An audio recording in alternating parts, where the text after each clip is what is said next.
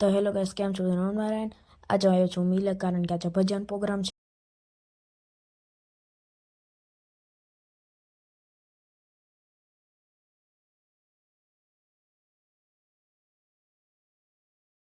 તો અત્યારે બાપુજી કાઢે છે તેલ,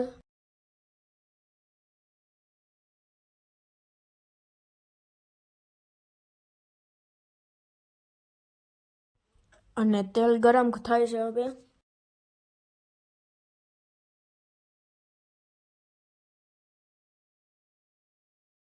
તો જુઓ, આપણા ભજીયા તૈયાર થાય છે હવે.